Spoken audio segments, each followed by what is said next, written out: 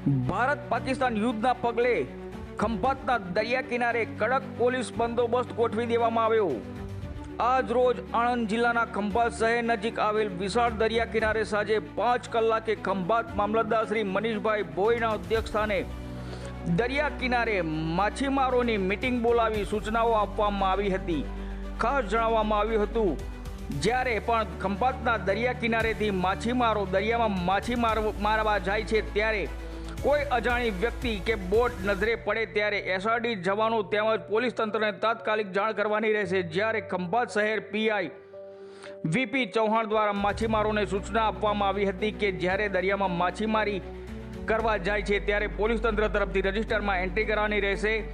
ખંભાતના સમુદ્ર કિનારે હાલની પરિસ્થિતિને ધ્યાનમાં રાખી 12 એસઆરડી જવાન તેમજ શહેર પોલીસ તંત્રના 10 જવાનો સહિત એક પીએસઆઈ અધિકારી દ્વારા 24 કલાક પોલીસ પેટ્રોલિંગ અને બંદોબસ્ત ગોઠવી દેવામાં આવ્યો છે। રિપોર્ટર અશ્વિન ખત્રી, ખંભાત।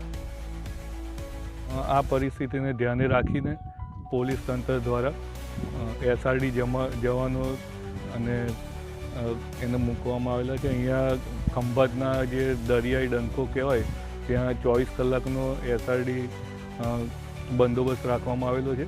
એ સિવાય 10 બીજા પોલીસના જવાનો અને અધિકારીની નિમણૂક કરવામાં આવેલી છે। આપણા ખંભાતના દરિયાને કુલ 11 ગામો અસરગ્રસ્ત થાય છે, જે દરિયા કિનારે છે ત્યાં તમામ જગ્યાએ પોલીસના સઘન બંદોબસ્ત મૂકવામાં આવેલા છે।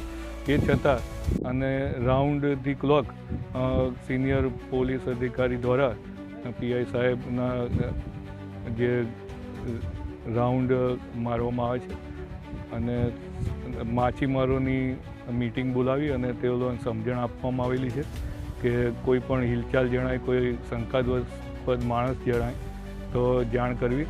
અત્યારે ખંભાતથી વડગામ સુધી માછીમાર લોકો જતા હોય છે, એમની 10 જેટલી બોટ છે। સામે કિનારે કાવી કંબોઈ આવે છે, ત્યાંના પણ માછીમારો જતા હોય છે અને અહીંયા સ્થાનિક માછીમારો એ લોકોને પણ ઓળખતા હોય છે। તો આ બધાને જાણી અને એ સિવાય કોઈ અજાણ્યું માણસ આવે કે કોઈ એવી પ્રવૃત્તિ ધ્યાનમાં આવે તો તાત્કાલિક ફોન કરવાનું જણાવ્યું છે। શું નામ તમારું? ગુણવંતભાઈ હીરાભાઈ, દેવી પૂજક। દરિયો કેળો જો તંત્ર દ્વારા શું સૂચના આપવામાં આવી? તંત્ર દ્વારા એ સૂચના આપવામાં આવી કે અત્યારે ભારત પાકિસ્તાન વચ્ચે થોડી તંગદિલી ઊભી થઈ છે, એના અનુસંધાનમાં તમે દરિયો જે ખેડવા જાઓ છો તો કોઈ માણસ અજાણ્યો મળે, કોઈ બોટ અજાણી મળે તો તરત જ તંત્રને તમારે ઇન્ફોર્મ કરવાનું। હાલ દરિયામાં શું કરવું?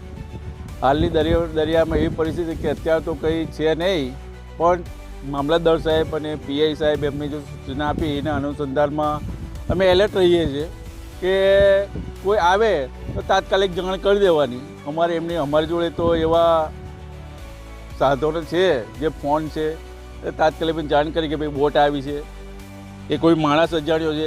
માણસ અજાણ્યો હોય તો અમને ખબર જ પડી જાય અને દરરોજ જે માણસો મળે છે તો અમને મળે છે।